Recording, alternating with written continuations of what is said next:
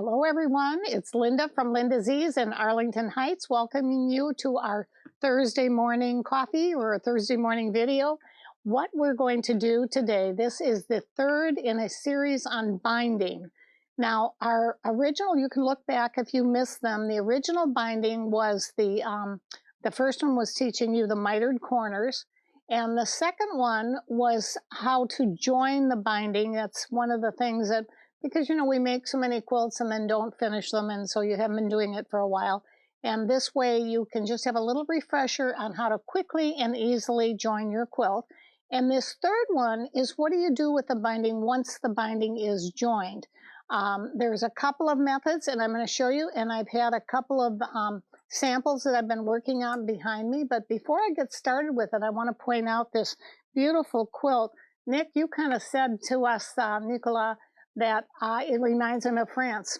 It is a red work quilt, and it is something that if you have some of these beautiful machines, many of them, if you have an embroidery attachment built into the machine, there's often a red work design in there, or more than one. And that's how this could be done. And then you could actually quilt around the little red work. I mean, it's just really a sweet little quilt with the borders on it, and, you know, just a fun thing that you could make up on your own. This is not a kit, or we did have a kit, but it's completely sold out. But I wanted you to see what a wonderful little quilt it could be, and I think it would be something that most people could really do. And if you notice the binding on this quilt, this was probably, yeah, I can tell you, it was 2 1/4. I myself, and you've seen in some of my bindings, like this one is a 2 1/2. This one is a 2 1/4. I'm trying to make them a little bigger on the screen because I want you to be able to see them. This is just a little sample that I did on a piece of scrap fabric. But the preferably when I do it, I do like the 2-inch, but I would definitely practice a little bit before you go to the real smaller 2-inch. Now, what are we going to do? We're going to take that, it's all finished, we've mitered the corners, we've attached the binding together. So now what we're going to do, we're going to go to the lower star, the pressing, and this is probably the most important part. Now, many of you have seen my pressing mats that I've had. If you don't have one of these really beautiful machines, make sure you get the pressing mat. Even if you have the lower star, I still use the pressing mat, but it's essential if you don't have one of these big machines, because what this iron is doing, the steam is coming up through the hose, and then what it's doing, it's going out through the iron.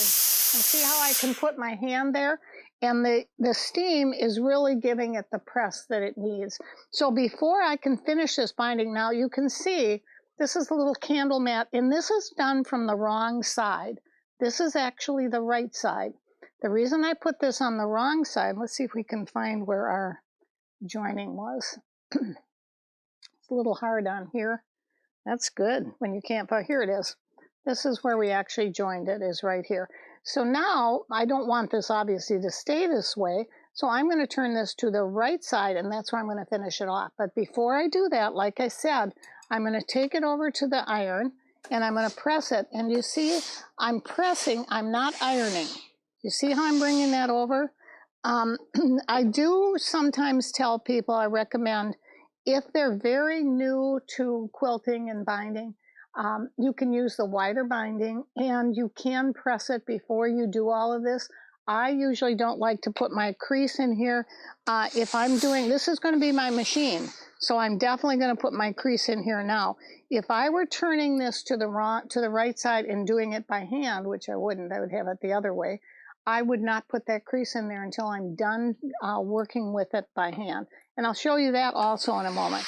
But you see how I'm going out, I'm pressing out, I'm pressing out, I'm going this way, pressing out, and then I'm going to go into that corner where that little miter is. I'm going to flip it around here so maybe you can see it a little easier. And then I'm going to go in here, and let's press out this way. Now we should have a nice crease. And the reason I want that nice crease, I can see here I need a little bit more, is because, I'm going to take this back here and show it to you, because now what I'm going to do is I'm going to flip this to the right side. I'm going to take my clips, and I'm going to match that up evenly with my seam. I don't want it to be too, I don't want to bring it way over here, because do you see the difference? It'll look real thin over here and real fat over here. So I want to match it right up to my seams so that the binding is exactly the same on both sides. Now when I come to the little corner here, I'm going to press one side with my finger and the other side, and it should match up. If we've done this correctly, which we have, you've been watching me and helping me all along.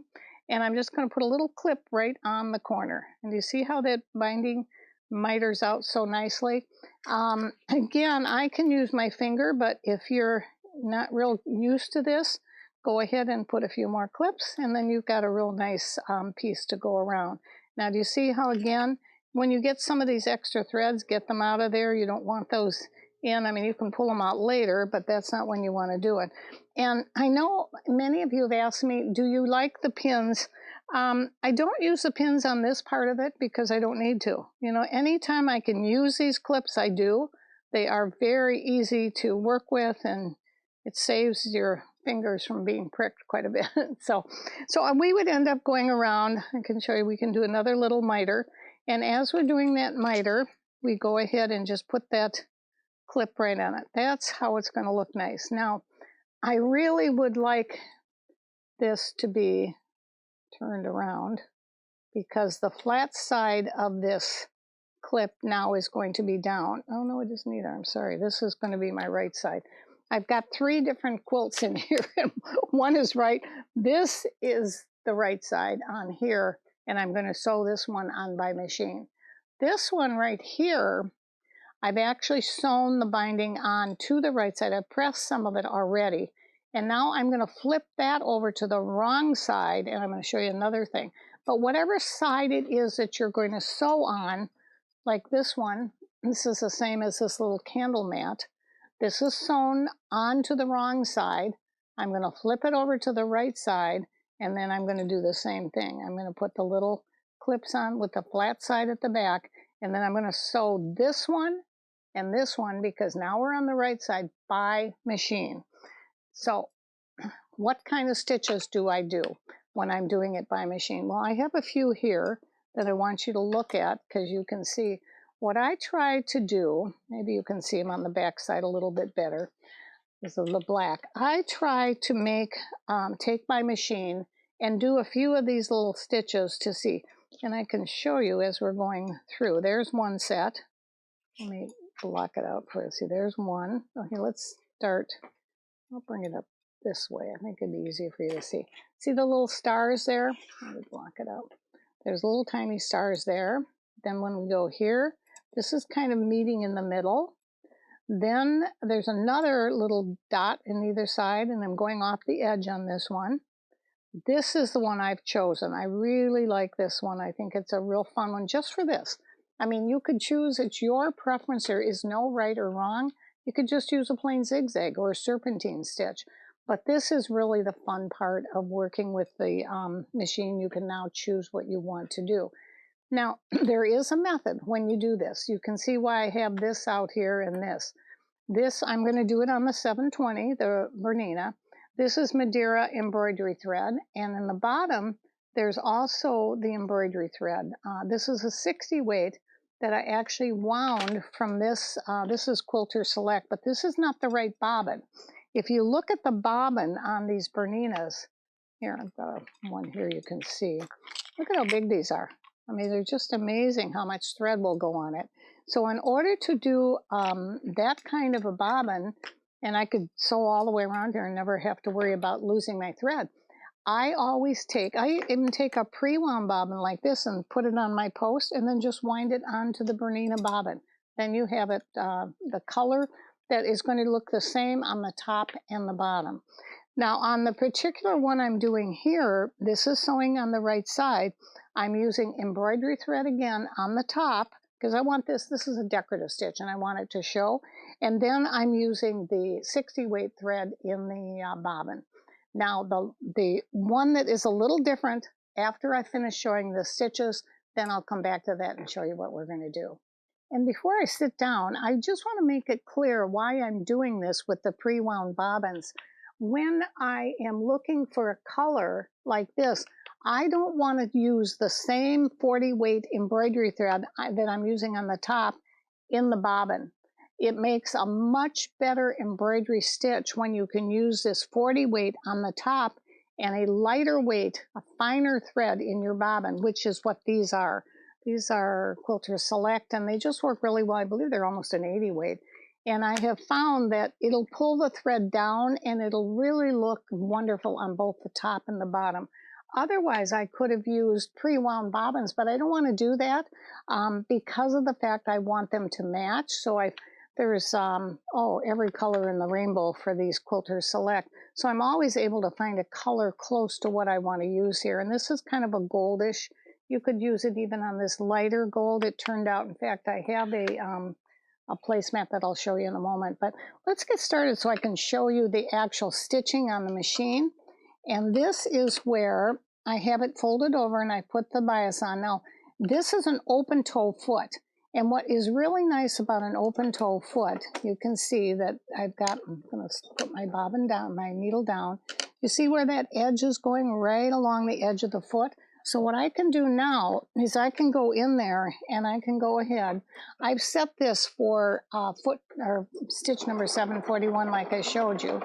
And you see how it is just nicely going over the edge. Just real, and this is sewing from the top. I've actually attached it from the wrong side and I put it back onto the right side so that I can do the stitching. You hear how smooth that's going? Always kind of watch your thread like this. Sometimes I'll stop when I see it like this and I'll take my scissor, and I could have trimmed it right away, but get rid of that so it's nice. So when you come back over, it won't go over it. But I kind of watch. You can see now. See, it's going right to the edge. So I'm going to get a perfect stitch as I go along here. I'll show you.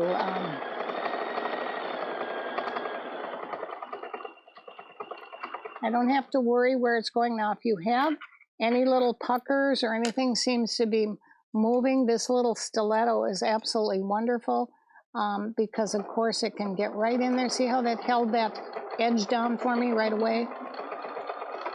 And go back in here. Now, I think we've got a long enough stitch that I can show you. Now, when you have this where it caught the bobbin in there, you're just going to trim that out and get that away because you can see how nice this is on the bottom too. Real nice stitch on the bottom, same as the top. Let me do a few more so you can see it real carefully.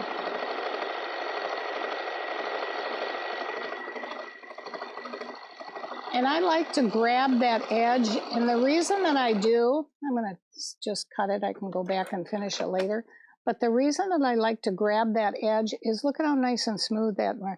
Otherwise I can flip up, and when you're trying to press it, see how nice that is from the back too? I mean, it just really gives you a nice finished edge on both the front and the back.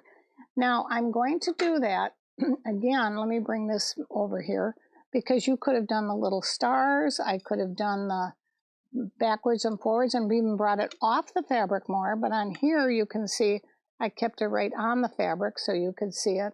If I'm doing a sample one, I will take and put my stitch number that I like on here, or even write them all on, because you have, I'm sure you all have folders like this where you can go in. This one was 741, it's a 7 series. So I can just tap the folder and then it'll go in and I can choose whichever one I want. Now, let me show you what else I have done with this, because I think this will be a great way for you to see. There is one other one that is going to be a fun one to do too. And this is going to be done the same way. This is actually going to be done with the clip. This is the right side. Remember, this is the right side. I sewed everything from the wrong side. And now let me turn that clip around, because I always like to put that flat part down wherever the sewing is going to be. Now, the other thing that I'd like to show you, since this is doing these seams, you can see these are the seams that the finishing hems. The way that I'm going to do this, and this is what I do most of the time, like This quilt, I believe I've actually, yes it is, boy, I did that a long time ago.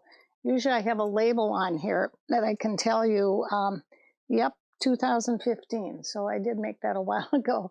And I do all of mine by hand. So I sew the strip on to the right side, and then I turn it over to the wrong side. Now, my good friend Kay has taught me quite a few little tips on this. I used to do, when I was hand sewing, all of these clips here, I would do them like every 2 inch or whatever, until she laughed at me one night and said, "Come here, let me show you how to do this." And so what I did is now I put them about, I don't even need them anymore. I put 1 or 2 when I'm starting, and I might put 1 or 2 right here where I'm doing my binding, just to get me started, where I want to do that miter there. But I don't do a lot on the, I don't do a lot of them. And I'll start here on this side, and you can see I have a needle threader here I want to grab. And this is my favorite little tool. If you know anything about me, this is my most important tool that I have. And I'm going to take a bit of white thread here. Take that off and cut it so you can see how nice this is. Now, I just realized I was sewing with my metrazine thread on here. You do not want to use this when you're doing this. You want to be able to use your decorative thread, and I didn't change it, but it still turned out really pretty good considering. I will go back and rip those out and put this thread on, because it will make all the difference in the world. This is the same thread that I use for the quilting on here. And if I'm using this for the decorative stitch, it'll look much better than this. I kind of wondered why the back was a little whiter than the normal, but it'll give it a really nice glow when I put the right thread on. This is what I'll use, this or 40 weight Aurifil when I'm doing it by hand. And I just put it, you see where there's this little clip right here? See how I'm kind of going back and forth? And then there's this little lever, well, just like that. You put a little thing, and every single time, voila, you see how that thread went right through the needle? I could do this in a dark room because it's so easy to thread. And then what I will do is do a little tiny knot, and I will start from this side, and I will go in like this, right at the fold. And this is why I don't like the fold to be pressed, because I can easily get in and out of here. And I can keep doing this all the way along like this. In, whoop, I didn't put a knot in there because I want you to see it, but in and out, in and out, in and out. And this table mat will be done in about 10 seconds, 10 minutes, not 10 seconds. Okay. So again, there's 2 methods to finishing your binding. Let's recap. This is hand stitching. This I do when I'm doing my big quilts. I think it's much better. If you can look at the quilt behind me, you'll see that's the way it was done. But when I'm doing table mats or little candle mats like this, I prefer to do them by machine. I think they turn out better, they look better, and don't do what I did here using the metrazine 100 weight thread. Let's see, I think we should give them something if they mention this in the video. They mentioned this at the store. Maybe you should say, what was Linda's little blooper this week in the video? You'll get a spool of thread free. Not this one. Yeah, we'll give them. No, I think that they just mentioned it. Come into the store, we'll give you a spool. We have some extra spools that we have for bloopers, we call them. So it'll be fun for you. So remember, but they're going to ask you a question. They're going to ask you, do you remember what it is you're supposed to use? When you're doing a decorative stitch, you want to use the 40 weight thread on the top and your needle. When you're doing a hand stitch, then of course you can use your 100 weight or your 40 weight Aurifil. Works beautiful on this too. Let me show you one last idea, and I've shown this before, so if you've seen my other videos, this is done with double fold tape. This is not the regular binding method for quilts, but it is something I use a lot when I'm doing my placemats. And the reason that I do use this is because when I'm doing the placemats, what's really nice is I really do want a stitch, a embroidery stitch on the back. I want it to be thrown in the machine in the dryer and not to have it come up and then you have to press it all the time. You will never have to do that on this or this other one over here, because these are all going to be sewn with decorative stitches. Now this one is not going to be sewn with a decorative stitch. It's going to be just like you would do a regular quilt.